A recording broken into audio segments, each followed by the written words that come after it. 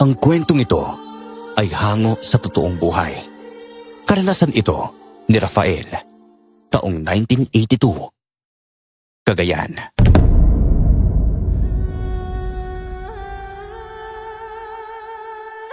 Bata pa lang ay mulat na ako sa hirap ng buhay.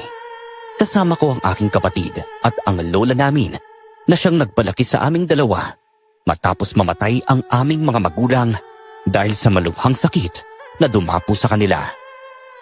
Nakatira kami sa isang sitio na malayo sa Kabiasnan. Simula noon, katuwang na kami ni Lola Lorenza sa paghahanap buhay. Kahit anong trabaho na kaya namin ng kapatid kong si Melissa, ay pinapasukan naming dalawa para lang kumita ng pera at matugunan ang aming mga pangangailangan. Hindi ko na nga aakalain noon na dahil sa isang trabahong napasukan namin, ay magkakaroon kami ng kakaibang karanasan sa mga aswang.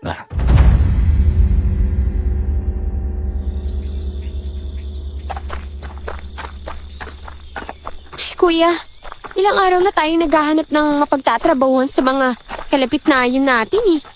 Pero wala pa rin tayong nakikita. Kung hindi lang sana tayo inalis sa dating pinagtatrabahuan natin sa bukid, sana hindi na tayo nahihirapan ngayon. Natural lang naman yun, Melissa. Mas mabuti na rin nakaalis tayo roon. Dahil hindi naman maganda yung trato sa atin ng nagmamay-ari ng bukiring yun eh. Okay, oo nga po pala, no? Minsan nga nagtitimpi na lang ako sa panlalahik ni Aling Aida sa atin para lang kumita tayo. Pero sumusobra na rin siya eh. Kaya kahit papano pabor na rin sa akin na inalis siya tayo bilang trabahador niya sa kanyang bukirin. Kakainis eh. Ay, kung sa bagay, may punto naman po ang sinabi niyo, Kuya Rafael. Ang sama naman po kasi talaga ng ugali ng ginang na yun eh. Para lagi siyang galit sa mundo. Palibasa po kasi matanda ang dalaga. Tama ka nga doon, Melissa. Basta yalan lang natin siya. Mabuti na rin at hindi na natin kailangan tiisin ng masamang ugali niya. Paniguradong may makikita rin naman tayong ibang trabaho eh. Kaya habaan mo na lang ang pasensya mo. Ay, sige po, Kuya Rafael. Isa na lang po talaga. May mahanap kaagad tayong trabaho. Nang sa ganun, makapagsimula na tayong kumita ulit ng pera. Basta magtiwala ka lang, Melissa. Alam kong darating din yun. Darating tayo sa puntong yun.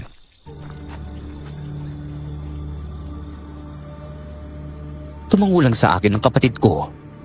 Nagpatuloy kami sa aming paglalakad hanggang sa nakarating kami sa kabilang nayon. Nakapunta kami sa isang bahay noon kung saan may nakapaskil na naghahanap sila ng tagalako ng kanilang itinitindang karne. Hindi na kami dalawang isip ni Melissa na magtanong tungkol sa trabahong iyon. Laking tuwa namin nang tinanggap kami bilang tagalako. Medyo malaki rin ang bayad kumpara sa dati naming trabaho. Kaya masaya kaming umuwi sa aming bahay.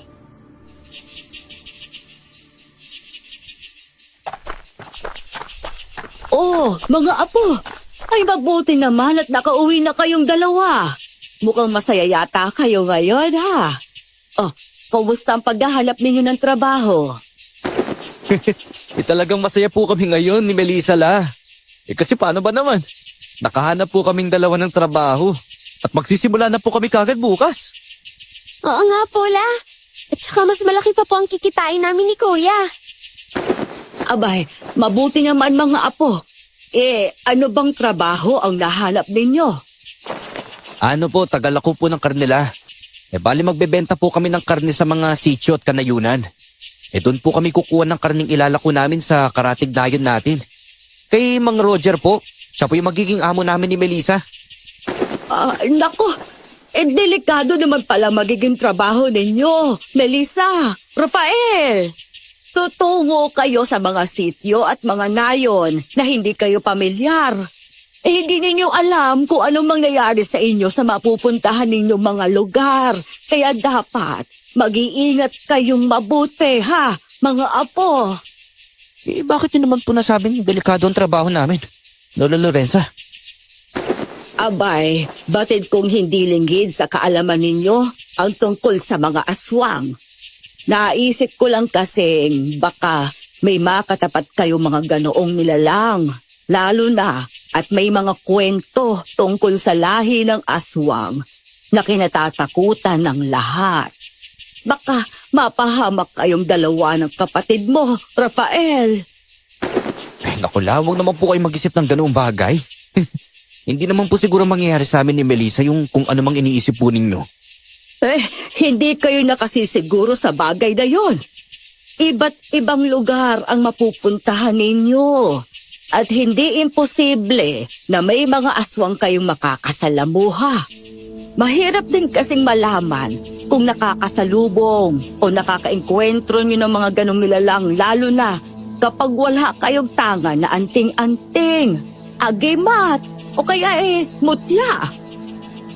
Pero may mga paraan naman po para malaman na aswang po ang nakakaharap namin. Hindi po ba, Lola Lorenza? Gaya na lang po ng kapag nakipagtitigan sila sa mga tao. Sila rin po ang unang iiwas. Bukod pa po ron, baliktad din po ang refleksyon nating mga tao kapag tumingin po tayo sa mga mata nila. Oo, Melissa. Pero hindi pa rin magiging madali sa inyo na matukoy ang mga nilalang na yon. Lalo na at tuso rin ang iba sa kanila. Hindi rin sila nagpapahalata na aswang sila. Gayong ikinukubli rin nila ang kanilang pagkatao. Ay, naku, Lola Lorenza. Kung ako po sa inyo, iwaksi na lang po ninyo sa isipan ninyo tungkol doon. Yung mas mahalaga po sa ngayon, may kikitain na po kami ni Melissa kapag nagsimula na kami magtrabaho. Kung sakaling alam namin ikapapahamak namin ang trabaho naming dalawa, kami na po mismo ang hihintula. Oo nga po, La. Huwag na po kayong mabahala sa amin ni Kuya Rafael. Isa pa po, malalaki na kami kaya makakaya na po namin ang mga sarili namin. Siya. Wala na rin naman akong magagawa pa. Basta, kapag alam ninyong nanganganib kayo, huminto kayo kaagad. Ayokong pati kayo bawala sa akin dahil sa mga aswang. Huwag na kayong magaya pa sa nangyari sa lolo ninyo noon. Opo, Lola Lorenza. Hindi po kami mawawala sa inyo dahil lang po sa mga nilalang na yun. Oo nga po, La. Sana nga, mga apo. Hayaan mo, Rafael. Kapag nakita ko ang medalyon ng San Benito ng lolo ninyo noon, ibibigay ko kaagad ito sa'yo.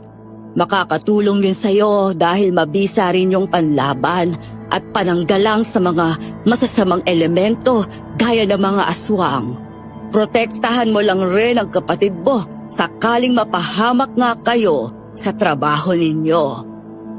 Sige po, La. Kayo pong bahala. Makakaasa naman po kayong poprotektahan ko po si Melissa. Mabuti naman kung ganoon, Rafael.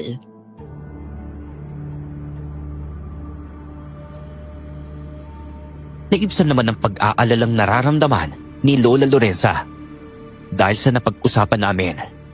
Nang sumunod na araw, nagsimula na kaming dalawa ni Melissa sa aming trabaho. Nagpunta kami sa bahay ng aming amo at kinuha ang ilalako naming karne mula roon. Pagkatapos ay nagsimula na rin kaming maglibot sa mga kanayunan para maipagbili ang 2 balde ng karne na dala namin ng aking kapatid. Sa mga unang nayan na napuntahan namin, naging maayos ang lahat. May mga bumili rin sa amin noon pero hindi pa nauubos. Kaya nakarating kami sa pinakaliblib na nayon sa aming bayan. Nang makarating na kami sa mga kabayang nandoon, lumapit sa amin ang ilang tao roon. Bahagya pa kaming nakaramdam ng kaba ni Melissa habang papalapit sila sa aming dalawa.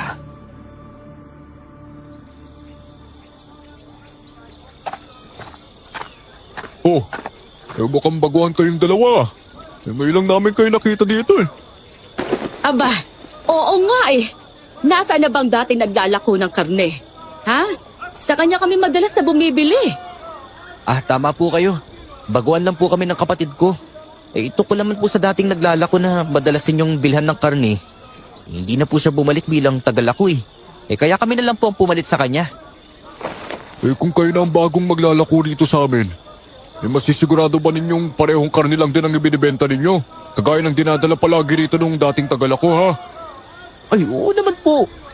Tingnan po ninyo yung dala naming karne ngayon ng kapatid ko. Paniguradong magugustuhan ninyo to. Lalo na't preska pa po ito. Marami nang bumili kaya kakaunti na lang po yung natitira. Ay nako, hindi po kayo magsisisi kapag kinuha po ninyo ang lahat ng to. Patingin nga ako ng karneng dala ninyong dalawa. Sige po. Sa itsura pa lang ng karning yan. Masasabi naming ibang-iba yan sa kung ikukumpara sa dati. Naku, hindi kami bibili yan. Ngayong hindi ganyan ang karning madalas sa aming binibili. Teka, sigurado po kayo? Pero ito lang naman po yung pinapadala sa amin ng amo namin eh. Hindi po ako pwede magkamali sa ganitong karne rin po ang binibenta ng dating tagalako dito sa nayon ninyo. Basta. Hindi kami bibili ngayon. Mabuti pa umalis na kayo rito ha. Sa susunod na punta ninyo rito para maglako, siguraduhin yung dala na ninyo yung karneng madalas namin binibili noon. Oo nga. Ay sige na, umalis na kayo bago patuluyang mag-init ang ulo ng sinando. Sige po. Dadalhan po namin kayo ng karneng hinahanap ninyo. Mauna na po kami ha. Salamat po sa inyo. Melissa, halika na. Umalis tayo rito. Sige po, Kuya Rafael.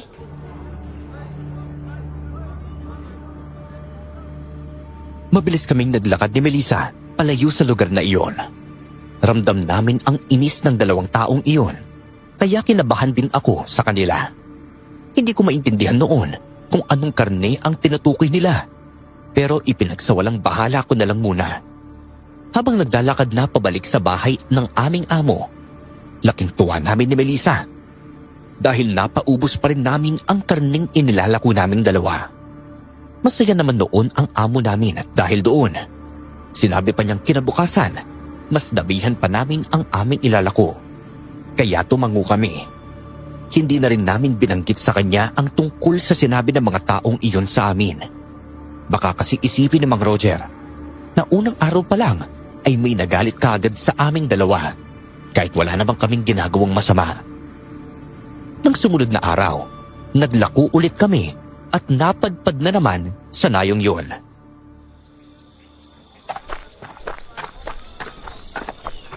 Kuya, ayan na naman yung mga taong nakausap natin noong nakaraang araw, oh. Hindi kaya baka magalit na naman sila sa atin? Dahil parehong karni lang naman ang dala natin ngayon at kahapon, eh. Iwan ko lang din, Melissa. Pero hindi naman natin malalaman kung di natin susubukan, di ba? Kung magalit ulit sila sa atin, sa susunod na araw, hindi na tayo babalik pa rito. Sige po, kuya. Sabi po ninyo yan, ha? Oo naman. Nagtataka rin kasi ako kung anong uri ng karne ang inilalako sa kanila ng dating tagalako.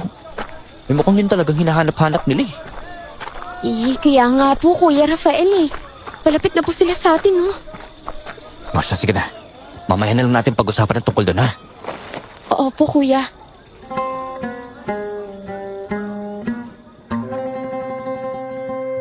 Naging tikong ang bibig namin noon ni Melissa dahil kabado sa mga susunod na mangyayari.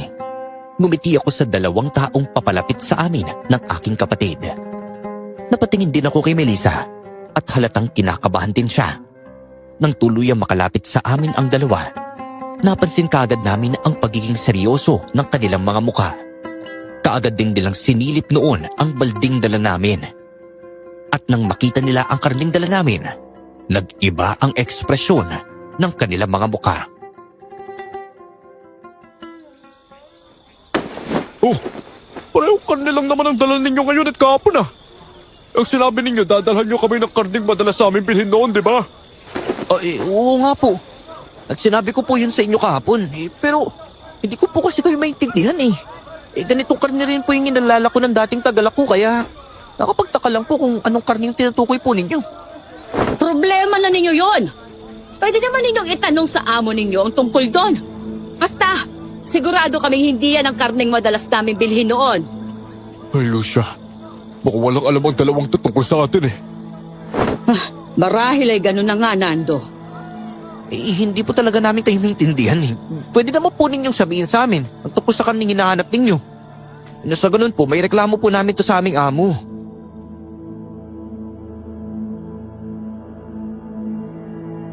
Hindi na nakaimik pa ang dalawa dahil sa sinabi kong iyon. Walang ano-ano. Napansin kong may isang tao pa ang papalapit sa aming kinaroroonan. Nang mapatingin ako sa taong iyon, binalot ako ng magkahalong takot at kaba. Pilit ko namang pinakalma ang aking sarili. Lalo na at alam kong ako lang din ang inaasahan ng aking kapatid ng mga sandaling iyon.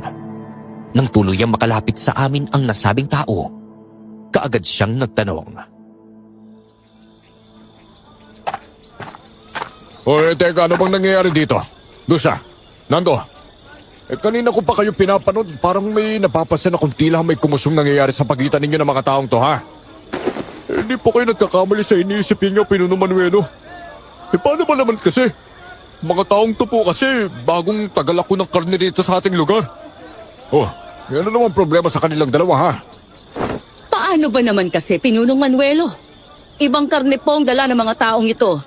Hindi po kagaya ng ibinebenta ng dating Tagalako. Kaya naiinis na rin po kaming dalawa ni Nando sa kanila. Oo nga po eh. Kahapon, kanyang karne rin ang dala nila. Kaya pinagsabihan namin sila pero hindi yata marunong makinig ang dalawang to eh. Teka nga lang po. Yung totoo niyan, hindi po talaga namin alam kung anong uri ng karning tintukoy ng dalawa ninyong kasamahan eh. Opo, tama po yung kuya ko. Sinabi na po namin yun sa kanilang dalawa pero pinilit nila ang kagustuhan nilang ilako namin yung hinahanap nilang karne. Ay, marahil. Walang alam ang dalawang ito, Luciano. Sa'yo mabuti pa. Hayaan na lang ninyo sila. Hoy, kayo naman. Kung ganyang karne pa rin ang ilalako ninyo sa aming lugar, mas mainam na wag na kayong pumunta pa rito, ha? Dagdag pa ron, wag na rin kayong maglalako pa sa mga kanayunan. Naintindihan nyo ba? Pero, yun po yung kinabubuhay namin eh. Kaya kailangan namin gawin ang bagay na yun para may kitain naman po kami pera. Wala po kayong karapatan na pagbawalan kami ng kapatid ko, no? Dahil hindi lang kami magbibigay sa inyo ng karning hinahanap ninyo. Binabalaan ko kayong dalawa. Kapag nalaman at nakita namin kayong patuloy na naglalako, abay hindi kami magdadalawang isip na bihagin kayong dalawa. Baka kayo pa ang ipakain ko sa mga nasasakupan ko. Teka, ano pong ibig niyo sabihin? Wala naman. Basta sumunod na lang kayo sa sinasabi ko. Kung ayaw niyong mapahamak kayo. Wala naman po pala eh. Pues, hindi po kami natatakot sa inyo. Hindi kami susunod sa kung ano mang gusto niyo mangyari, no? Kung ganon, bahala kayo sa buhay ninyo. Hindi ko naman kayo tinatakot kayong gagawin ko kung ano mang sinasabi ko sa inyo. Sakaling hindi kayo susunod sa gusto kong mangyari. Huwag ninyo ako subukan. Melissa, halika na. Hindi na tayo dapat manatili sa lugar na to. Makipag-usap sa mga taong to. Sige po kuya, tara na po. Basta, isang babala ang sinasabi ko.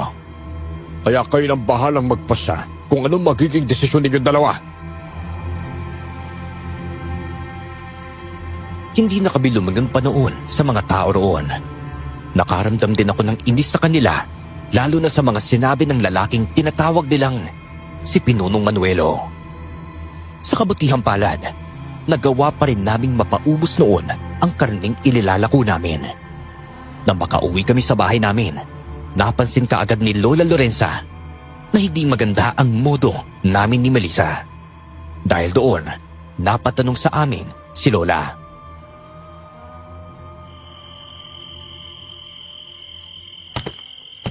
Oh, mga apo. Mukhang hindi maipintay ang mga mukha ninyo. Hindi nyo naubos ang inilako ninyong karne ngayong araw?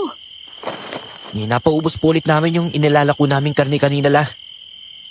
Ganun naman pala eh. Teka, may nangyari ba sa inyong dalawa, ha? Opo la. Ako, naiinis po talaga ako sa mga taong yun, Lola Lorenzi. Aba, sino naman mga taong tinutukoy mo, Melissa? Ang mabuti pa, sabihin na ninyo sa akin kung anong problema ninyong dalawa. Baka sakaling makatulong ako sa inyo. Ay naku la, baka pati kayo may inis din sa kanila. Pero sige na nga po, kukwento ko na lang po sa inyo yung nangyari. Ganito po kasi yun. Naglalako po kami sa pinakaliblib na nayon. At 2 araw na po namin ginagawa yun. Kaso may mga tao ron na nakakausap namin pero nagagalit sila sa amin. Dahil ang karne daw na inalalako namin, ibang-iba daw sa madalas silang binibili roon sa dating Tagalako. Oo nga po la, iibang karne po ang hinahanap nila eh. Hindi naman po nila sinasabi kung anong uri ng karne. Yun lang din naman po yung ibinibigay sa amin ni Mang Roger. Hindi po namin sila maintindihan la eh. Nako! Nakakainit ka naman sila na ulo.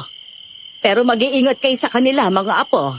Baka kung anong gawin nila sa inyo, lalo na't hindi ninyo sila kilala. Isa pa, hindi nyo alam kung anong klaseng mga tao sila.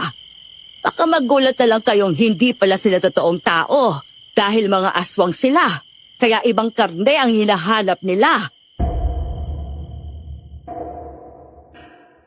Hindi kami nakaimik kaagad ni Melissa dahil sa sinabi ni Lola. Hindi ko alam, pero kinutuban din ako nang marinig ko yon mula kay Lola Lorenza. Nagpatuloy pa kami sa pag-uusap tungkol sa mga taong iyon.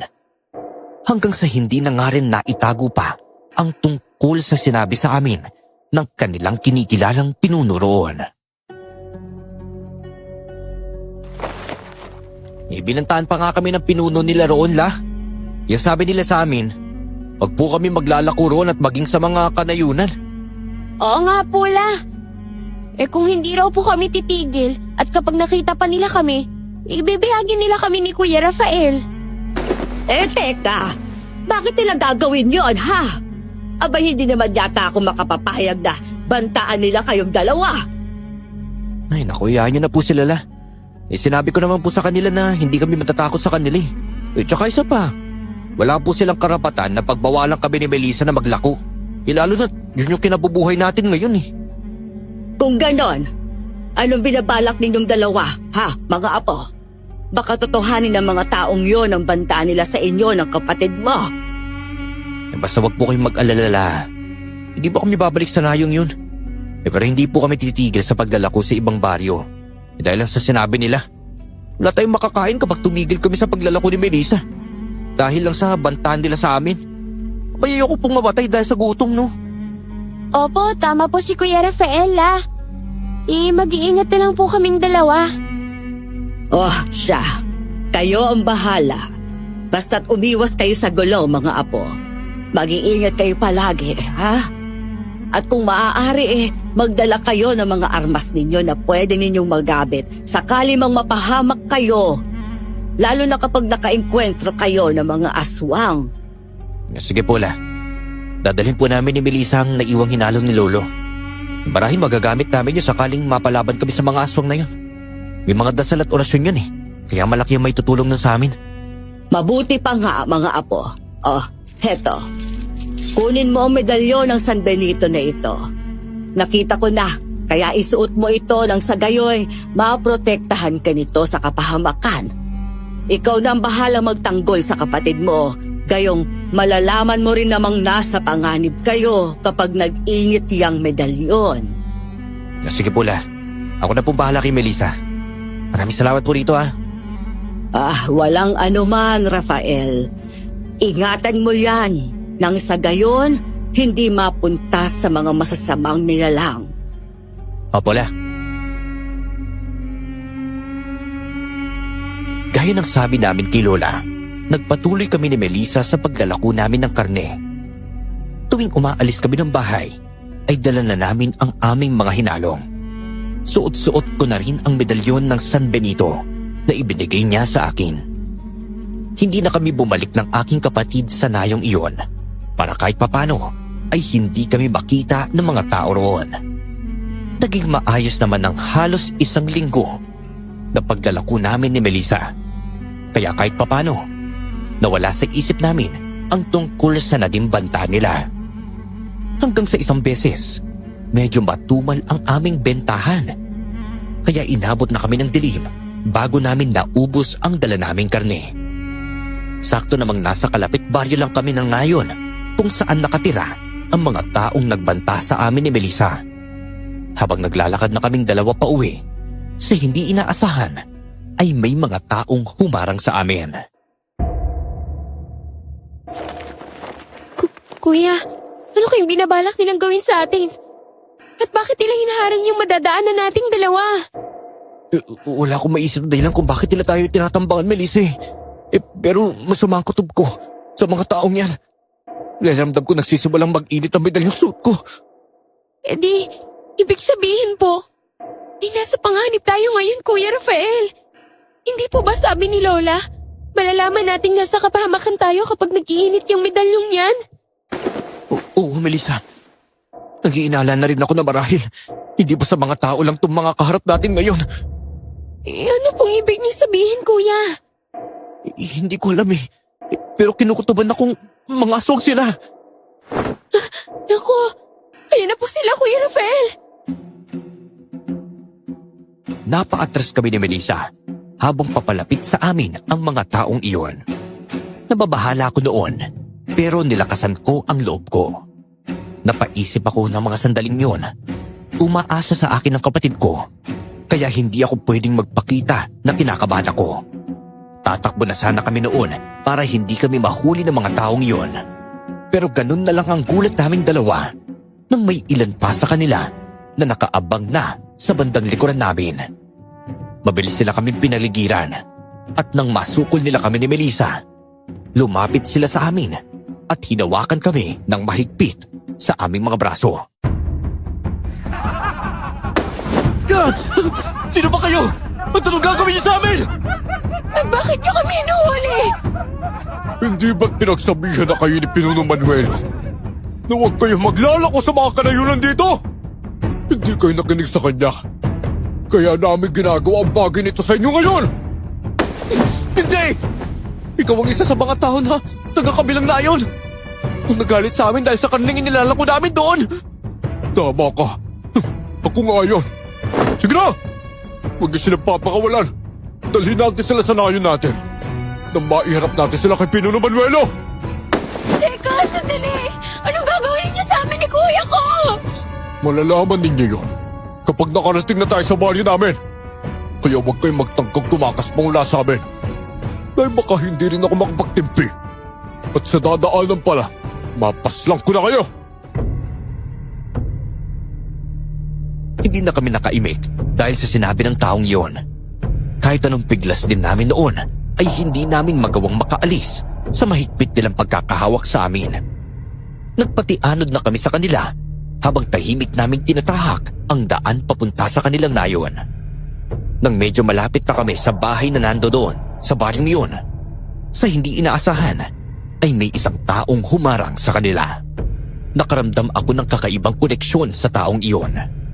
Kahit nakatakip ang kalahati ng kanyang muka, pakiramdam ko ay may bahagi sa aking pagkatao na nagsasabing kilala ko siya. Napatigil naman kami sa paglalakad at napansin kong nainis naman ang mga taong humuhuli sa amin ni Melissa. Hoy! Sino ka? Umalis ka nga sa dinadaanan namin kung ayaw mong may mangyari masama sa'yo! Sabihin na lang natin, ako ang tatapos sa buong ng tanin nyo sa gabing ito. Huh? Ang lakas naman ng loob mo para sabihin ang bagay na yan, ha? Mukhang may alam ka tungkol sa amin base na rin sa mga sanabi mo, ah. Marami talaga akong alam tungkol sa mga nilalang na katulad ninyo. Koko sa inyo, pakawalan ninyo ang dalawang yan. Kung ayaw rin ninyong ubusin ko kayong lahat ngayon mismo. Walang yaka. Huwag mo nga kaming dikta sa gagawin namin, tanda! Hindi ikaw ang pinuno namin. Kaya hindi kami susunod sa kung ano masasabihin mo. Teka, hindi po namin naiintindihan kung ano talaga nangyari ngayon pero maawa na po kasi kayo sa amin. Mukhang may binabalak ang mga taong to sa amin ng kapatid ko eh. Huwag kayong mag-alala. Gagawin ko makakaya ko para mailigtas kayo sa mga aswang na yan. Hindi ko hayaan mabiktima nila kayong dalawa. Ang ibig niyo po bang sabihin? May mga aswang mga taong ito? Oo, pero huwag kayong matakot sa kanila. At isa pa, hindi ko kayo papabayaan at pinapangako kong ililigtas ko kayo sa kanila. Malimik ka nga, tanda! Ikaw pa magbubunyag ng pagkatao namin sa mga taong to! Ngayon, kung gusto mo ng laban, ibibigay na lang namin sa'yo. Pero tandaan mo, hindi mo maililigtas sa mga taong ito mula sa amin. Sugurin siya! Nakumpirma ko ng tama ang kutob ko sa mga taong humuli sa amin dahil sa sinabi ng matandang lalaki na humarang sa amin ng mga sandaling yon. Dagdag pa roon, nagbago sila ng kanilang anyo at naging mga aswang. Napatingin din kami sa lalaking kumakausap sa amin at maging siya ay naging isang aswang din. Nagsiangilan naman ang mga nilalang at mabilis sa sinugod ang matandang lalaki. Hindi Hindi namin nagawang makapiglas. Gayong mga aswang na rin ang nakahawak sa aming dalawa ni Melissa. Pinanood lang namin noon ang matanda na nakikipaglaban sa 3 aswang na umatake sa kanya. Namangha kami ng aking kapatid dahil sa kilos at galaw ng taong yun na tila sanay siya sa pakikipagbuno. Nagagawa niyang iwasan ang mga nilalang na sumusugod sa kanya. Gamit ang kanyang 2 itak, inaatake niya rin ang mga aswang at sa kabutihang palad, natatamaan niya ang mga ito at nasusugatan. Kanya nga po! Talunin yung mga aswang na yan! Lumahimik ka, binata! Kung inaakala ninyong may liligtas kayo ng matandang yan, pues, nagkakamali kayong dalawa! Hindi namin nahayaan na mangyari yun! Dahil malalagot kami sa aming pinuno kung sakaling makawala pa kayong dalawa sa amin! Hintayin mo lang na makaalis kami ng kapatid ko sa pagkakahawak ng mga kasamaan mo! Dahil makakatingin ka rin talaga sa amin! Kaya pala ibang kardiyang hinahanap ninyo sa amin ng kapatid ko! Dahil mga aswang pala kayo! Huwag ka na magtabang-tabangan dyan, binata! Hindi mo kilala kung sino kinakausap mo! Hindi ko na kailangan kilalanin pa. Sapat na sa aking malaman na aswang ka! Ngayon, naiintindihan ko na rin kung bakit galit ka sa amin dahil hindi namin naibibigay ang karning gusto mo! Marahil, may kakaibang ginagawa ang dating tagalako kaya nagugustuhan ninyo ang inilalako niyang karne! Ah! Isang salita pa ang maririnig ko mula sa'yo. Natapusin ko na ang buhay mo! Wala kang alam tungkol sa amin! Kaya manahimik ka na lang! Kuya Rafael, tumigil na po kayo. Baka kung tutuhanin ng aswang na yun ang sinasabi niya eh. Napatingin na lang ako noon kay Melissa. Gusto ko man pagsalitaan noon ng aswang na kausap ko, pero inaalala ko rin ng kapatid ko dahil baka gawin nga ng nilalang ang kung anumang sinabi niya. Nagpatuloy naman na matandang lalaki sa pakikipaglaban sa mga aswang na sumusugod sa kanya. Nang magawa niyang mapaslang ang mga ito, kinuha kami ng lalaking aswang sa mga kasamahan niya at inutusan niya sumugod ang mga iyon sa matandang lalaki. Sumunod naman ang 2 sa kanya. Mahigpit ang pagkakahawak niya sa amin ni Melissa at parang babaon na sa braso namin ang kanyang mahabang kuko. Nagkatitigan naman kaming 2 ng kapatid ko. Sinenyasan ko siya pero mas hinigpitan ng aswang ang pagkakahawak niya sa amin kaya pareho kaming napaungol nang tuluyang bumaon sa braso namin ang kanyang mga kuko.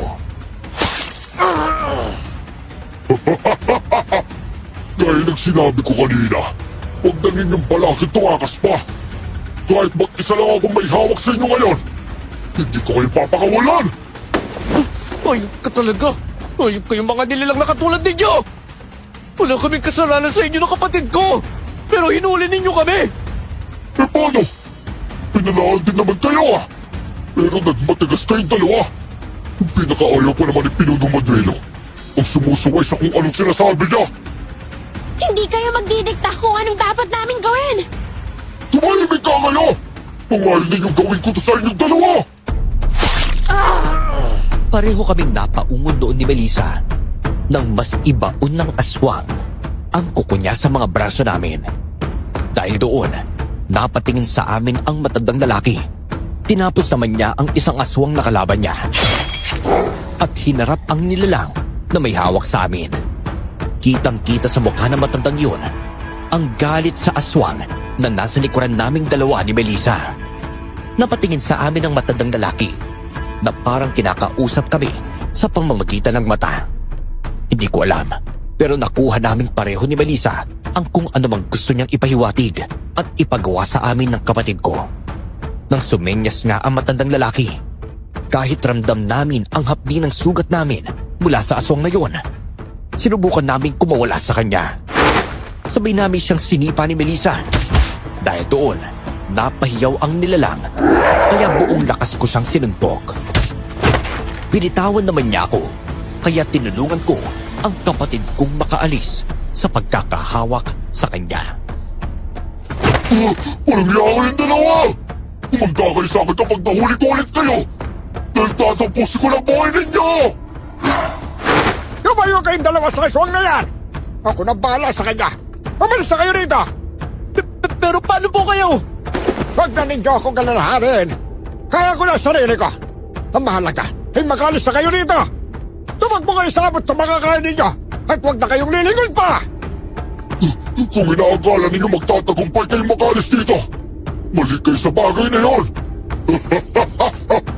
Tignan ninyo sa wahagin yon. Papalapit na ang ibang mga kasamahan ko. Walang hiya. Hindi maganda ta. Sige na! Umalis na kayong dalawa rito! Halika na, Kuya Rafael! Sundin na natin yung sinasabi ng matandang lalaki na yan! Sige, Melissa! Tara na! Mabilis kaming tumakbo ni Melissa palayo roon. Nakipaglaban naman na ang matandang lalaki sa aswang na yon. Pero hindi pa man kami nakakalayo ng tuluyan. Nang sa hindi kalayuan, ay may natatanaw kaming mga nagbabagang mga mata. Tinutuban kami ni Melissa ng mga aswang iyon, kaya napahinto kami sa pagtakbo namin. Napalingalinga kami at napansin namin kahit saan kami madaan para makaalis sa lugar na yon, hindi pa rin kami magtatagumpay dahil may mga aswang sa bawat bahaging pwede naming daanan. Dahil doon, wala na kaming nagawa pa kung hindi ang bumalik sa kung saan naglalaban ang matandang lalaki at ang isang aswang. Oh, anong ginagawa niyo? At bumalik pa kayo dito! Wala na rin po kaming madadaanan pa eh. Nakapaligid at nakakalat na po sa paligid ng lugar na to yung mga aswang. Tama po yung kapatid ko. Kapag po nagpatuloy kami ng pagtakbo namin, ihabulin pa rin po nila kami. Mas manganganib po kami sakaling hindi kami bumalik dito. Sinabi ko naman kasi sa inyo, hindi na kayo makakatakas pa. Hindi kayo hahayaan ng buong hangkan namin na makaalis sa lugar na ito. Marahil, naramdaman na ng mga kauli kong presensya ninyo. Kaya ngayon, nandito na rin sila. Hindi pwede magyari ang bagay nito. Inaasahan ko rin namang mapapalaban ako sa mga aswang na ito. Pero ang hindi ko naisip ay ang madamay kayong dalawa. Gusto kong iligtas kayo pero mukhang mas mapapahamak pa kayo dahil sa ginawa ko. Huwag niyo pong isipin yun. Ginawa po ninyo makakaya ninyo para tulungan po kami. Sadyang alerto lang din po ang mga aswang na to kaya nila tayo masusukol ngayon. Maganda na kayong tatlo. Dahil marami na may kami lalaban sa inyo. Kaya magdidit na ng kapalaran ninyo. Buhay ba kayo makakalis dito? O mamamatay? At magiging pagkain namin mga aswang! Hindi magyayari kung ano bang iniisip pa. Lalabanan ko kayo kahit anong mangyari! Bakas sa mga mata ng matandang lalaki ang pangamba at pag-aalala dahil sa naging sitwasyon namin. Pero ipinakita naman namin sa kanya ni Melissa na hindi kami natatakot na makipaglaban sa mga aswang, lalo na at hindi na kami bihag ng mga nilalang. Nang tuluyang makalapit ang mga aswang sa amin, pansin naming kakaiba ang anyo ng ilan sa kanila. Maitim ang kanilang balat at parang mga padiki ang kanilang mga itsura. Nakalabas ang mahaba nilang dila at kitang-kita ang matutulo silang mga pangil. Kinuha naman namin ni Melissa ang mga hinalong namin. Sa kaluban ng mga ito, napahawak kami na mahigpit sa mga patalim namin at inihanda ang aming mga sarili. Napansin ko pang napatingin na matandang lalaki sa mga patalim namin, pero kaagad ding napaiwas. Nanatili namang nakapaligid sa amin ang mga aswang na tila naghihintay ng hudyat para sa kanilang pagkatake. Kailangan natin paghandaan ang pagsugod ng mga aswang na yan! Opo, handa na po kami ng kapatid ko kung sakaling magsimula pa sila sumugod sa atin. Mabuti naman kung gano'n. Hindi ko akalain nga antong sa ganitong sitwasyon ng lahat eh. Hindi na po namin iniisip ang tungkol sa bagay na yon. Ang mas mahalaga po sa ngayon ay magawa nating makatakas sa mga nilalang na to nang wala pong napapahamak na isa sa ating tatlo. Sige na! Simulan natin ang labanang ito! Sukulin niyo silang tatlo! Pumunta kayong dalawa. Papasugot na ang mga aswang. Kaya lalabanan natin sila! Nagsimula ang mga aswang noon na sumugod sa amin. Hindi naman kami umatras at hinarap namin ang mga nilalang. Isa-isa na kaming napalaban Kaya naituon na rin namin ang aming mga atensyon sa pakikipagbuno. Nang umatake sa akin ang dalawang aswang, buong tapang ko silang hinarap. Naramdaman kong hindi na tumitigil ang pag-init ng medalyong suot ko. Pakiramdam ko rin ay nagkakaroon ako ng karagdagang lakas, kaya nagawa kong masugatan ang mga aswang na kalaban ko. Napatingin ako sa aking kapatid at natuwa rin ako, gayong hindi rin siya basta-bastang nagpapatalo sa mga katunggali niya. Nang mapadako ang tingin ko sa matandang lalaki, namangha ako sa kanya nang magawa niyang mapabagsak ng sabay ang dalawang kalaban niya nang magawa niyang tagain ang mga ito sa kanilang mga leeg.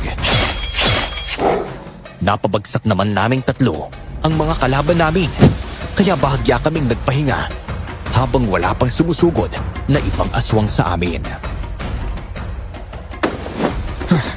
Ay nako, hindi ko akalain na magaling kayo sa pagkikipaglaban ah. Yun po kasi, dahil sinanay kami ng lolo namin noon na makipaglaban. Oo nga po. May marami kaming natutunan sa kanya kaya ngayon, nagagamit na rin po namin. Hindi nga rin namin nakalain na sa pagkakataong to namin magagamit yung kakayahan namin sa pakikipaglaban. Dahil sa mga aswang na to. Ay nako, mabuting aring yan. Kahit paano hindi na ako ganong mangagamba. Dahil alam ko makakaya natin ang mga aswang na ito. Kahit gaano pa sila karami. Pero alam kong hindi pa lahat ng mga nilalang na yun ay nandito na. Dahil wala pa ang kanilang pinuno eh. Tama kayo. Wala pa rito ang aming pinuno. Pero huwag kayong mag-alala. Alam kong pupunta rin siya dito.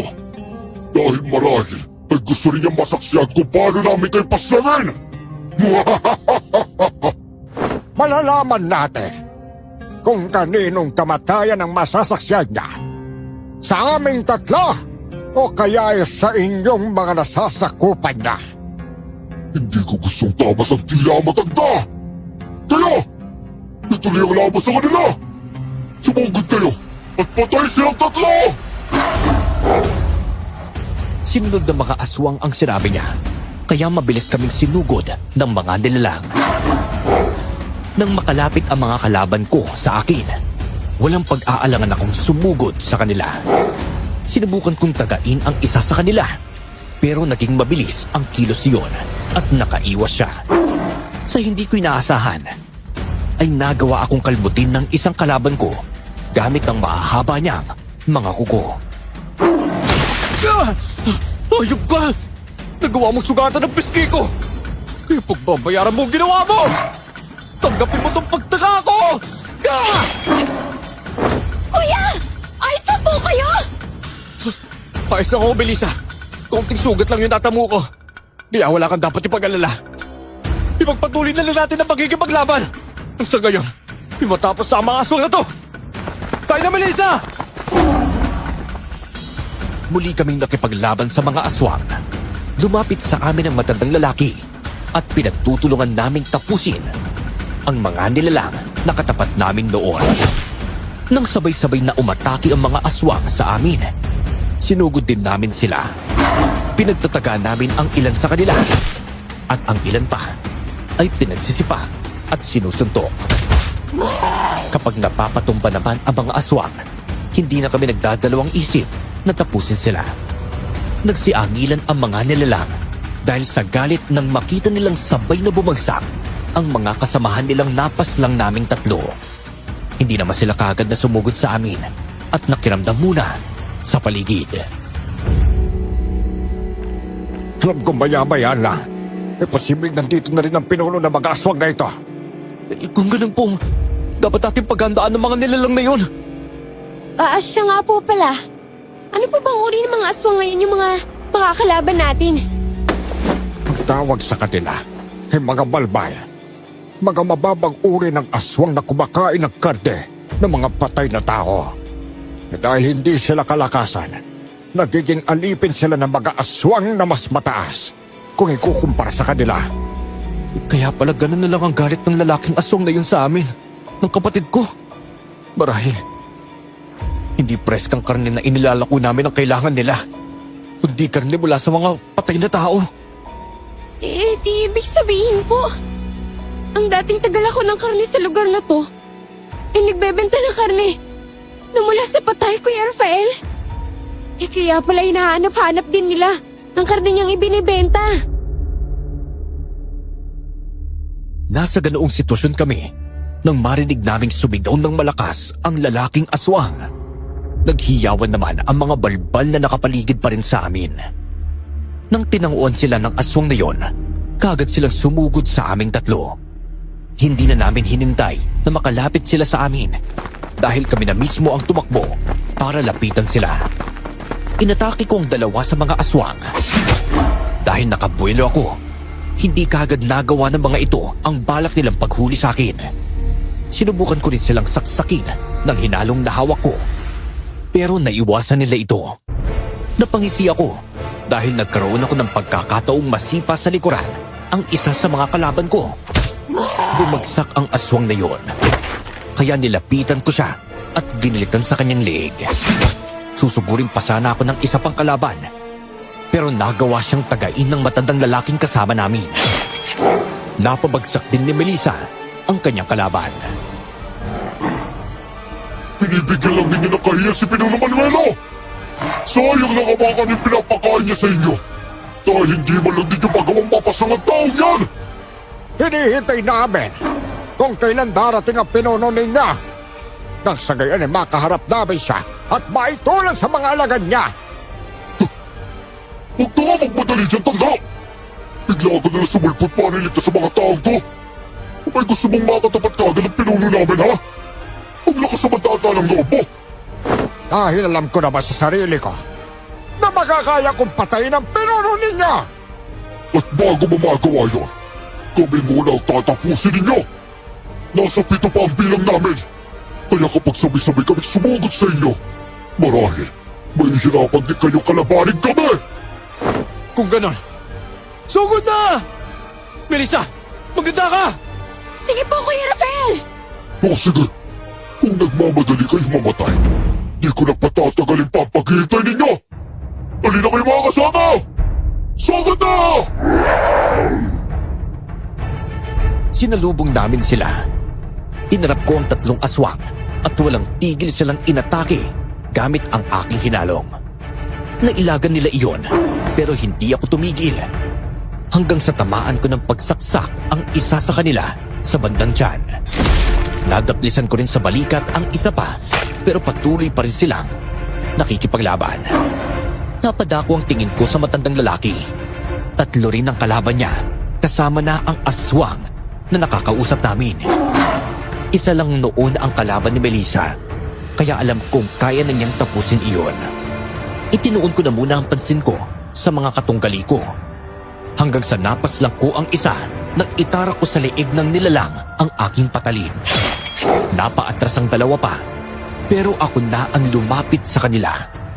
Sinubukan ko sanang sugatan ang isa sa kanila pero napatingin ako sa matandang kasama namin. Aray ko! Hayop ka! Bitiwan mo ang kamay ko! Ngayong hawak na kitatanda, hindi ka na makakalis pa sa akin! Papatay kita kaya na ginawa mo sa mga kasamahan ko! Siguraduhin mo lang na magagawa mo yan bago pa ako makapiglas sa'yo! Hindi mo na magagawa yan! Dahil pipilipiti ko ng gusto! Ito mga kamay mo! Tumanda ka talaga sa aking hayop ka! Hoy! Bitawan mo siya! Dahil kung hindi, papatayin talaga kita! Tignan mo kung paano ko pugutin ang ulo ng isang to! Sarap sa pakiramdam kapag may napapatay kang aswang, Kuya Rafael! Dahil sa ginawa naming mapaslang ang mga aswang na kasamahan ng nilalang na may hawak sa matandang kasama namin, nagalit siya. Ibinaon niya ang kanyang mahabang kuko sa liig ng taong yon. Dahilan para mapahiyaw siya ng balakas. Hindi pa nakontento ang lalaking aswang at sinipa niya ang matandang lalaki. Bumagsak siya sa lupa at napaluhod. Sakto namang may napansin kaming bagay na tila nahulog mula sa liig ng matanda.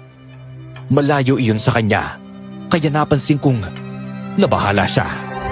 Nakita rin yun ng aswang, kaya mabilis sanang niyang lalapitan ito. Pero bago pa man niya magawa yun, naunahan ko na siya at nakuha ko ang bagay na iyon at nahawakan. Narinig din naming may inusal ang matandang lalaki. At dahil hawak ko na ang bagay na iyon, naramdaman kong may kung anong enerhiya ang lumukob sa aking katawan. Ganun ka lang pala kadaling taluli, tanda! Hoy, ikaw! Ano yung napulit mo, ha? Ibigay mo sa akin! Dahil kung hindi, tutuloy ako sa matandang to! Kahit anong mangyari, huwag na huwag mong ibibigay sa kanya ang bagay na yan. Hindi dapat mapasa kamay ng mga aswang yan po! Pero, ano po ba yung bagay na to? Isayang mo siya, kaya huwag kang pumayag na makuha ng mga aswang yan. Tama nga kung may takad ka, Matya!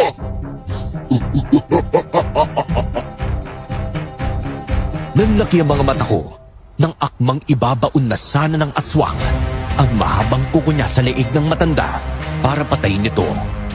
Pero ganoon na lang ang gulat ko nang mabilis ang naging pagkilos ko para pigilan ang nilalang. Malakas kong ibinalibag ang aswang, dahilan para mapahiyaw siya nang tumilapon siya sa malayo. Maging sila ay nagulantang din sa mga nasaksihan nilang yun.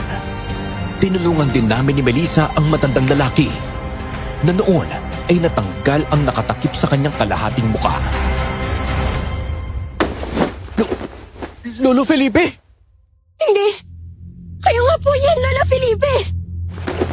Mga apo ko, matapos ang matagal na panahon, muli tayong nagkita-kita. Hindi ko makapaniwala na kayo nga po yan, Lo. Hindi ko po inaasahan na magkikita pa ulit namin kayo. Kayong inakala namin puti na po kayo dahil sa mga aswang. Ayos lang po ba kayo, Lo? Tumayo na po kayo. Dahil aalalayan po namin kayo ni Kuya. Ayos na ako mga apo. Huwag din niyo akong alalahanin. Dahil maliit na sugat lang itong natamo ko. Mamaya tayo mag-uusap kayong may tatapusin pa tayo laban, ha? Rafael, ikaw na ang tumapos sa aswang na yan. Marahil sa malakas sa pagbagsak ng nilalang na yon. Nang ipanibag mo siya, hinang-hina na rin siya. Sige po, Lo. Ako na po ang bahala sa kanya. Dito lang po kayo, ha? Huwag po kayong aalis dito. Tumangulang sina Lolo Felipe at Melissa sa akin. Kaya iniwan ko na sila at mabilis na naglakad palapit sa aswang na noon ay nakahandusay sa lupa. Nang makalapit ako sa kanya, napansin kong may malaking sugat pala siyang natamo sa bandang leeg niya. Hinawakan ko ang aswang sa kanyang leeg at itinarak sa kanyang sugat ang hawak kong hinalong. Pagbayaran mo ang ginawa mo sa lolo ko! Dahil sa'yo, hindi ka na siya mawala sa amin! Yan naman talaga ang nararapat sa kanya, eh! Pakiramero kasi siya, kaya hindi na dapat binabuhay ang tulad niya! Kung hindi lang dahil sa kanya, kanina pa sana kayo nagawa ang patay ni Pinuno Manuel! Walang niya ka. Huwag mong pagsalita ng ganyan ang lolo ko! Mas ididiin ko pa tong hinalong sa sugat mong hayop ka! Magtatanda ka! Sandali! Wag! Huwag mong ibabaw na gusto patali mo sa sugat ko! Magsakat sa ginagawa mo, eh! Tapusin mo na siya, Apo! Bago pa man dumating ang mga kasamahan niya! Kailangan mo na siyang patay ngayon! Sige po, Lo! Hindi! Huwag niyo akong papatayin! Pakiusap! Huli na ang lahat para sa'yo! Katapusan mo na!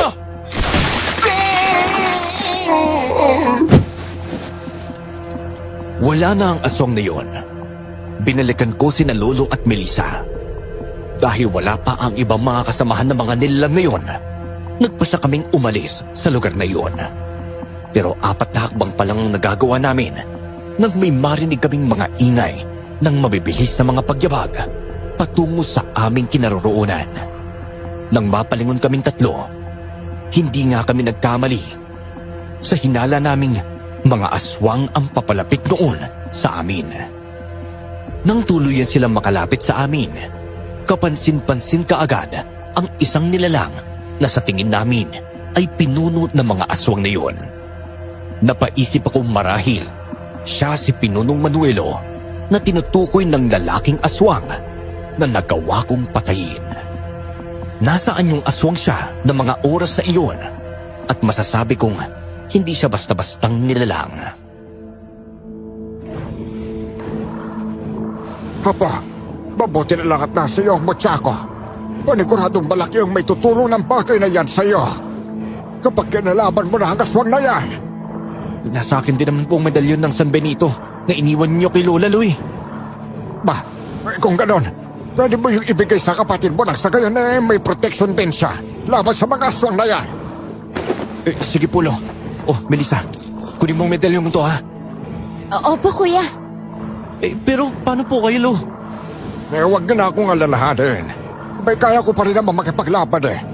Mas kailangan ninyo ang mga bagay na yan. Kaya pa, naniniwala akong makakaya mong paslangin ang aswang na yan kahit gaano pa sa kalakas. Hindi ko alam. Pero ramdam kong nag-iinit ng husto ang mutyang hawak ko.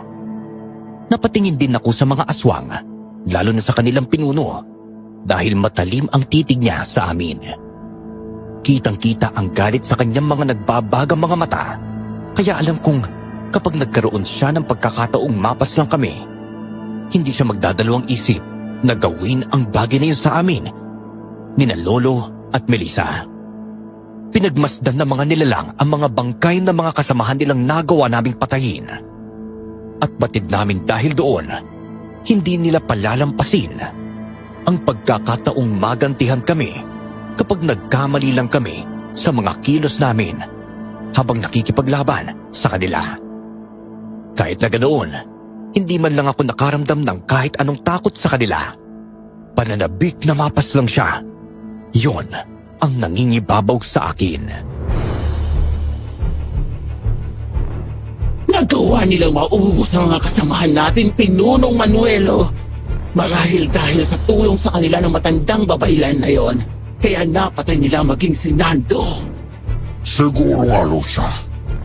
Nahuli na tayo ng dating at hindi ba lang natin natulungan si Nando na makipaglaban sa kanila. Hayaan mo. At sisiguraduhin kung pagbabayaran nila ang ginawa nilang pagpatay sa kanya. At maging sa iba nating mga kasamahan. Sige po, Pinunong Manuelo. Papaslangin ko rin po sila. Kita naman siguro ninyo ang sinapit na mga kasamahan ninyo sa mga kamay namin. Wala kaming itinira sa kanila. Kaya yun din ang gagawin namin sa inyo. Mga pa, mag-ingat kayo sa pinuno nila ha. Isa siyang kabunan. Triple ang lakas niya kung ikukumpara sa mga nasasakupan niya. Kaya mahihirapan kayong matalo siya kapag nagpadalos-dalos kayong dalawa. Ang liit na naman ang mundo para sa atin, Felipe. Hindi ko akalaing mga apo mo pala ang dalawang yan. Ngayon, mas may dahilan ako para paslangin sila. Kasama ka! Huwag kang magpakampanting malakas ka, Manuela. Kahit sino ano pang nilalang na malakas ay may katapusan din. Lalo na kapag may masamang hangarin. Tinadhanang magwawagi ang kabutihan. Kaya sa gabing ito, paniguradong matatapos na ang kasamaan mo!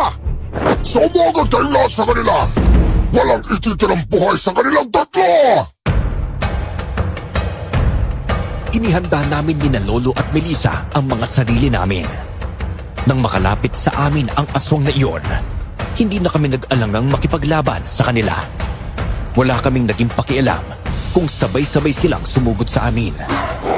Dahil may tangan na akong mutya galing kay Lolo at may medalyon na rin si Melissa. Kahit papano ay hindi na kami nangangamba.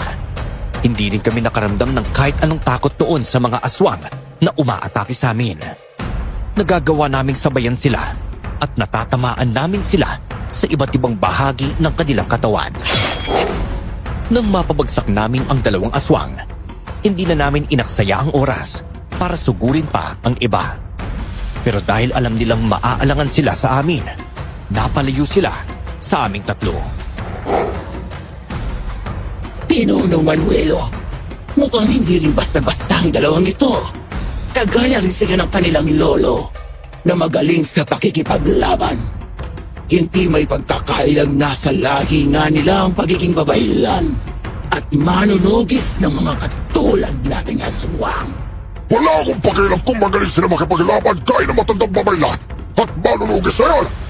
Kung mahalaga sa akin, mapas lang silang tatlo. Sa kahit anong pamamaraan! Sige po, Pinunong Manuelo. Huwag po kayo mag-alala at gagawin namin ang lahat para magawa ang kung anumang nais ninyong mangyayari. Mga apo, huwag tayong papayag na magtagumpay ang mga nilalang na yan na mapatay tayo. Sila ang dapat mawala sa mundong to. Popolo, hindi po mangyayari ang bagay na yun. At hindi po namin nahayaang masayang ang naging sakripisyo ninyo para lang maligtas kami kanina sa mga aswang na humuli sa amin. Kung ganon, di magpatuloy ang laban! Sugod na! Dahil sinabing yun ng pinuno ng mga aswang, nagsimula ulit ang mga alagad niya sa pag-atake sa amin. Mas nadagdagan naman ang pagnanais kong patayin ng mga aswang na yun, lalo na ang kanilang pinuno. Nang inatake ako ng 3 aswang, wala na akong nagawa pa, kundi isa-isa silang labanan. Hindi ako nagpakita ng kahit katiting na awa sa kanila. Nang makalapit sila sa akin, sunod-sunod ko silang pinagtataga. Ramdam kong nag-ibayo pa ang lakas ko, kaya mas lumakas ang loob ko na makipaglaban sa kanila. Kung hindi ko sila nakukuwang mapuruhan sa patalim, sinusuntok ko rin sila sa kanilang tiyan. Kapag natutumba sila, pinagsisipa ko sila habang pinupunteriya ang kanilang likuran at batok. Dahil nangihina rin ang mga aswang sa ginagawa kong yun, tinatapos ko na ang buhay nila. Nang magawa naming mapabagsak ang mga aswang na sumusugod sa amin, napatingin kami sa pinunong aswang at kay Aling Lucia na noon ay galit na galit sa aming 3. Tinuruan mo nga ng gusto mga apo mo, Felipe. Hindi ko inaasahan ang inaakala ko mga taong malihina lang at mabilis patumbahin. Isa palang makakapaslang sa mga nasasakupan ko. Tadhana na ang lahat ng ito. Kayong hindi rin ninyo ako napaslang noon. Magpasalamat ka na lang dahil isa naklagpiso ng kaibigan mong buhay niya para makatangas ka. Kung hindi niya ginawa yun, marahil wala ka na rin hanggang ngayon. Wala kayong awa nang patayin niyong nag-iisa't matalik kong kaibigan. Napapaki lang talaga sa inyo ang patayin dahil sa kasamaang ginagawa ninyo noon sa akin. At sa mga kasamahan kong malurugis. Huwag kang mag-alala. Makakasama mo na rin naman sila eh. Kapag napatay kita ngayong gabi, panigurado, magkikita-kita rin kayo sa kabilang buhay. Di naman ang hindi namin nahayaan ng kapatid ko na mangyari kay Lolo. At isa pa, may atraso ka sa amin eh. Kaya marahil, ito na rin ang pagkakataon para singilin ka namin dahil sa pagpabanta mo sa aming 2. Ngayon na alam na rin naman ninyo kung ano mga nilalang kami. Wala na rin dapat ilihim pa sa inyo. Lucia, alam mo na ang gagawin sa kanila. Opo, Pinunong Manuelo. Pumanda kayo! Tatapusin na talaga namin ang kasamaan ninyong mga hayop kayo! Sukunin natin sila! Sinalubong kami ng mga natitirang aswang kasama si Aling Lucia. Pakiramdam ko ay nag-iinit ng husto ang katawan ko, kaya alam kong nag-iibayo rin ang lakas at leksiko dahil sa mutya. Noon ko lang din naintindihan kung bakit ganoon kabilis na umepekto ang bisa sa akin ng mutya ni Lolo. Yun ay dahil may lahi kaming babaylan.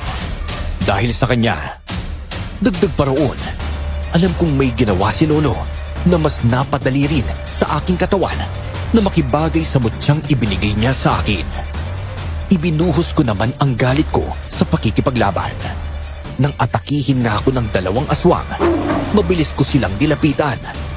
Hinawakan ko ang mga ulo nila at tinuhod ko silang 2. Ilang beses kong ginawa yon hanggang sa naisipan kong pag-umpugin ang mga ulo nilang 2. Napaungol lang ang mga aswang na yon pero wala silang magawa.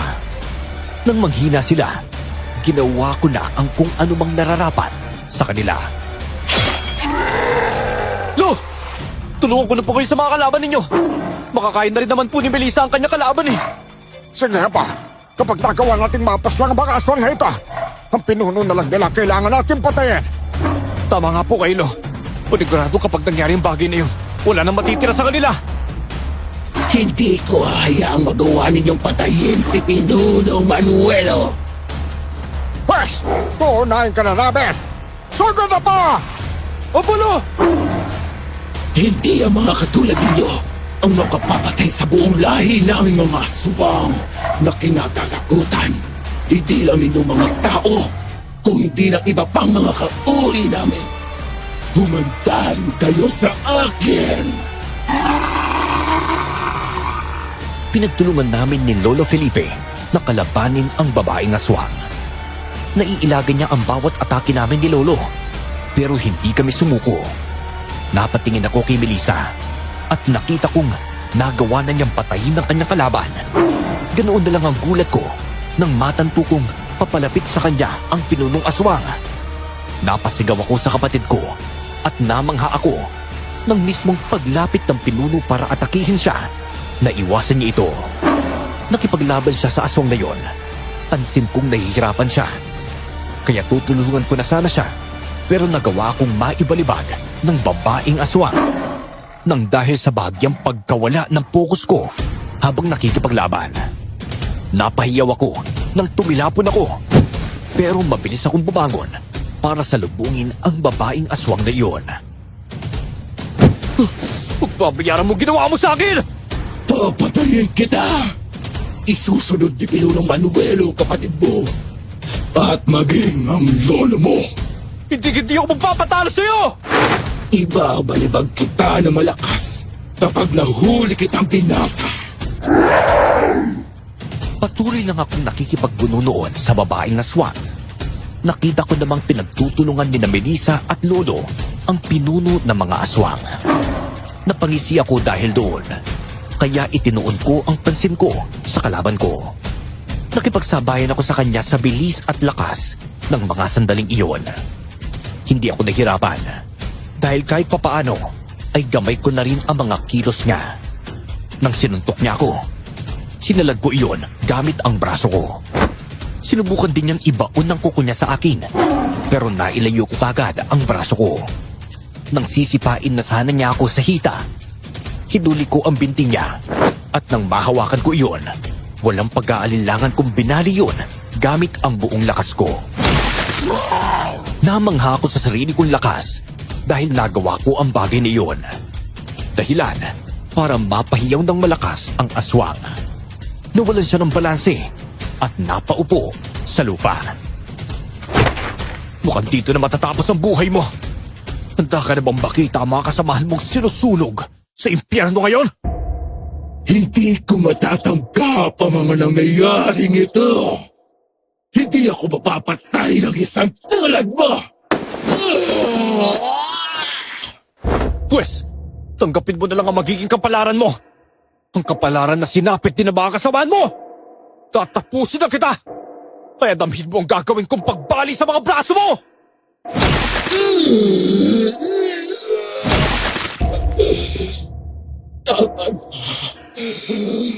Patayin mo na lang ako at huwag nang pahirapan pa. Kung ganun, gagawin ko kung anong nais mong mangyari. At sa isang mabilis at malakas na pagtama, tuluyan ko nang tinapos ang buhay ng babaeng aswang. Hindi na ako nagdalawang isip pa noon na gilitan sa liig ang babaeng aswang. Hindi na rin nagtagal at namatay na rin siya.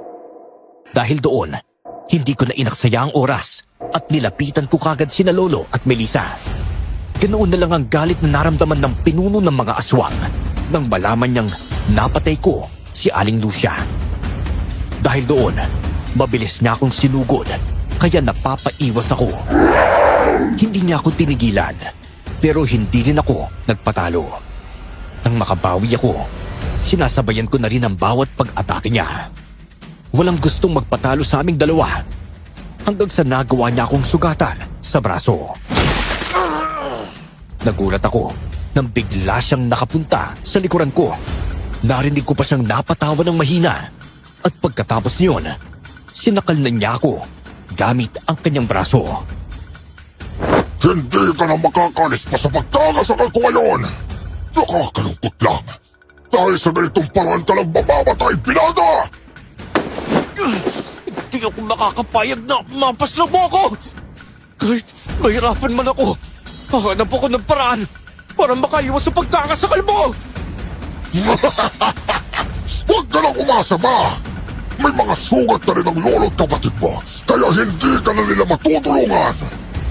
Tignan mo na lang sila bago ka mabaalam sa mundong ito. Nagkakamali ka! Kung inaakala mo, pababayaan lang nila ako! Tignan mo lang. Teka, nasa lang dalawang yan? Mukhang iniwan ka na nila, Binata. Tanggap na marahil nila na hindi ka na mabubuhay pa. Mas hihigpit ang upang pagkakasakal ko sa iyo hanggang sa maubusan ka ng hininga at mamatay ka na ng tuluyan. Kahit anong gawin mo, ikaw pa rin ang mamamatay sa ating dalawa! Kahit nasa ganoong sitwasyon ako, hindi pa rin ako nawalan ng pag-asa. Nahihirapan man akong makawala sa pagkakasakal ng pinuno. Hindi ako sumuko. Inisip ko noon na kailangan kong iligtas ang sarili ko. At ganoon din sina Lolo at Melissa para makasama ulit namin si Lola. Sa hindi ko inaasahan, bigla ko nalang narinig na napapasigaw ang pinuno. Unti-unti ring lumuluwag ang pagkakasakal niya sa akin. Ginamit ko naman ang buong lakas ko para makaalis sa kanyang mga braso. Nang makawala ako, bahagya akong napaubo. Noon ko lang din napagtanto kung bakit napasigaw ang pinuno. Sinaksak siya ni na Lolo at Melissa nang patalim sa magkabilang tagiliran. Marahil gusto ninyong mauna kaysa sa binatang to. Kung gayon, kayo na lang muna ang unahin ko at isusunod ko na lang siya. Hindi ko hayaang isa sa mga apo ko mapatay mo, Manuelo. Hindi baling ako na lang ang patayin mo. Basta makauwi lang silang ligtas sa lola nila. Huli kayo dito.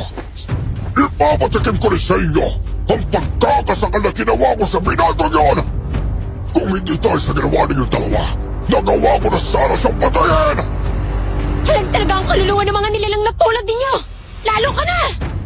Hindi ko nakasalanan kung maihinang nila lang sila kumpara sa akin. Nalipin lang sila ng isang tulad ko. Kaya wala akong obligasyon sa kanila. Huwag mo sasaktan ang apo ko, Manuelo! Kahit ginamit ko ang orasyong tagabulag para makalapit sa'yo, hindi pa rin kami nagtagumpay na mapaslang ka! Hindi na sapat ang lakas mo, Felipe! Mahina ka na! Kaya tatapusin ko nila kayo ng apo mo! Napakuyom ako ng palad ko nang makita kong inangat ng pinunong gabunan sa ere sina Lolo Felipe at Melissa. Walang ano-ano, ibinagsak niya ang dalawa sa lupa para mapahiyaw ang mga ito. Dahil nakakabawi na rin ako ng lakas ko noon, kinuha ko ang patalim ko at walang pagdadalawang isip na sinugod ang aswang. Naramdaman niya ang presensya ko, kaya mabilis siyang umiwas. Napatingin ako kina Lolo at Melissa at nakaramdam ako ng awa dahil namimilipit sila sa sakit. Tutulungan ko sana silang makabangon, pero biglang sumugod ang pinunong aswang sa amin. Wala na akong nagawa pa kundi labanan siya at hayaan na muna ang dalawa. Sa pagkakataong iyon, buong tapang at lakas kong hinarap ang pinunong gabunan. Huwag na natin patagalin pa ang laban! Tapusin natin kagad to! Matitirang buhay ang tunay na malakas! Alam naman natin na ako yun, Binata! Huwag ka nang aasang ikaw ang mabubuhay sa ating dalawa! Kapag nahuli kita, hindi na kita sasakalin. Babaliin ko na ang leg mo! Sugod na!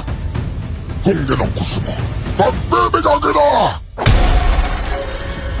Pagkatapos sabihin ng pinunong aswang iyon, pareho naming sinugod ang isa't isa. Sinasabayan ko ang bawat galaw niya at ganoon din siya sa akin. Nagagawa niya akong sugatan gamit ang kanyang mahabang kuko. Pero tinitiis ko ang sakit ng mga sugat ko. Patuloy lang akong nakipaglaban hanggang sa nagawa ko siyang masaksak sa tagiliran kung saan mayroon na rin siyang sugat. Malalim ang pagkakabaon ng aking patalim, kaya naramdaman niya marahil ang sakit noon. Napaumol siya ng malakas, kaya ilang beses kong ibinaon at hinugot ang patalim ko sa tagiliran niya. Walang nagawa ang gabunan, dahil kahit pigilan niya ang kamay ko, ibinubuhos ko ang buong lakas ko. Nasa ganoong sitwasyon kami nang marinig kong nag-oorasyon si Lolo Felipe. Kahit nangihina na siya, pilit pa rin niyang binibigkas ang dasal na nakakaapekto sa gabunan. Na noon ay napuruhan ko na rin at nahihirapang gumalaw. Hindi ako pwedeng mamatay dahil sa inyo! Hapa, tapusin mo na ang aswang na yan! Pagtarihin mo ang leeg niya! Pugutin mo ang ulo niya kung kinakailangan! Nang sa gayon, ay masigurado mo ang kanyang kamatayan! Sige Pulo, gagawin ko po kung ano sinasabi ninyo. Ngayon, alam mo na kung sino mamamatay sa atin. Hindi kami yun. Gayong ikaw at ang buong angkan mo ang nagapi namin sa gabing to. Kapag mabubuhay ako muli, sisiguraduhin kong hanapin ko kayo at papatayin! Hindi na mangyayari yun. Dahil katapusan mo na. Igagawad ko na sa'yo ang sunod-sunod na pagkakasaksak sa leeg mo hanggang sa mamatay kang hayop ka! At buong lakas na inundayan ko ng sunod-sunod na saksak ang leeg ng gabunan.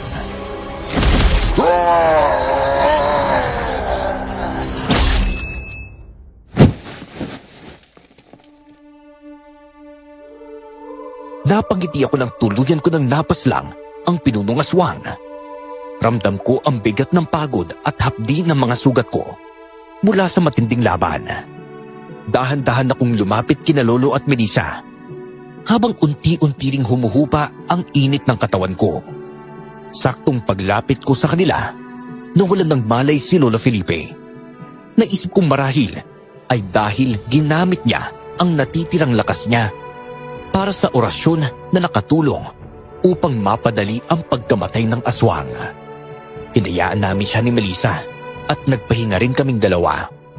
Nang magising si Lolo at makabawi na kami ng lakas, napagpasyahan naming umuwi at lisanin ang nayong iyon. Sa kabutiang palad, nakarating kami sa bahay at nadatnan si Lola na labis ang pag-aalala sa amin. Ay, Diyos ko! Saan ba kayo nanggaling, mga apo? Hindi ko alam kung anong gagawin ko dahil sa labis na pag-aalala sa inyo. Wala po kayong dapat ipag-alala. Nakauwi na rin po kami ni Melissa. Naku, pasensya na po kayo't ngayon lang kami nakauwi ha. Pero magiging maayos na po ang lahat. Ano bang nangyari sa inyo? At bakit may mga sugat kayo? May mga bakas din ng dugo ang buong katawan ninyo, mga apo ko. Napalaban po kami sa mga aswang, Le. Hinuli po kasi kami ng mga taong nagbanta sa amin. At nalaman naming mga aswang pala sila. Nakipaglaban kami para makauwi. Pero wala na po kayong dapat alalahanin. Dahil natalo na namin sila. Sa tulong po ni Lolo Felipe. Hindi. Felipe, ikaw ay asawa ko. Mabuti naman dahil buhay ka at nakauwi rito sa bahay natin. Akala ko matagal ka nang patay. Dahil sa mga aswang na yun, hindi ko akalain makikita pa ulit kita ngayon. Pasensya ka na ha. At natagalan ang pagbabalik ko. Kasi sinigurado ko lang na walang aswang ang mag-aabala sa inyo. Kaya ako nagtago at lumayo sa inyo ng mahabang panahon. Pero ngayon, hindi na yung mangyayari. Magkakasama na tayong apat. Ay, naku, tahan na, Lorenza. Mabuti kung ganon. Huwag ka nang aalis ulit, Felipe, ha? Mangako ka na simula ngayon, hindi mo na ulit kami iiwan ng mga apo mo. Gaya ng pangarap natin noon, mamumuhay tayo na matiwasay kasama sina Rafael at Melissa. Oo, nangangako ako. Hindi na mangyayari yun, Lorenza. May magmamana na ng mutya ko eh. Ay, halika, Rita. Payakap na ako sa inyong tatlo. Si Lolo talaga oh. Napaluha ako noon sa tagpong yon. Hindi ko akalaing mabubuo pa ulit kaming apat. Paipit naming niyakap si Lola Felipe. Nasa ganoong sitwasyon kami nang sumagi sa isip kong itanong ang isang bagay.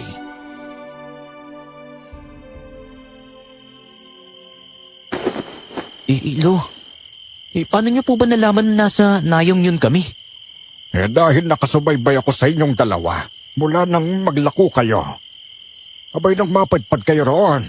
Alam kong manganganib na kayo eh. Nagkaroon ako ng masamang pagitain kaya dali-dali ako nagtungo sa nayong yon. At tama nga ako, hinuli nga kayo ng mga aswang. Mabuti na lang po, tinulungan niyo kami, Lo. Kahit di namin kayo nakilala agad, dahil lagi ba yung boses ninyo at nakatakip pa ang mukha ninyo kanina. Oo nga po, Lo eh. Pero may pakiramdam akong kilala ko kayo eh. Tama nga po ako dun. Siya, huwag na nating pag-usapan ang tungkol doon. Ang mahalaga, nakauwi kayo ng ligtas at wala nang manggagambala pang mga aswang sa mga kanayunan. Tama ang lola ninyo. Wala na mga aswang na kinatatakutan ng mga tao at iba pang mga nilalang. Magkakasama na tayo. Kaya magsimula na tayo ng panibagong buhay. Sinang-ayunan namin ang sinabi ni Lola Felipe. Ginamot ni Lola ang mga sugat namin. At pagkatapos, nagpahinga na rin kaming lahat. Masaya kami dahil kumpleto ulit kaming apat. Simula noon, nagpasya na kami ni Melissa na hindi na kami maglalako ng karne sa mga kanayunan. Naghanap kami ng ibang mapagkakakitaan. Kahit papano, naitawid namin ang pang-araw-araw naming pangangailangan sa pamamagitan ng pangangaso at pagbebenta ng gulay sa bayan. Kalaunan, dahil sa katandaan, pareho kaming iniwan ni na Lolo at Lola.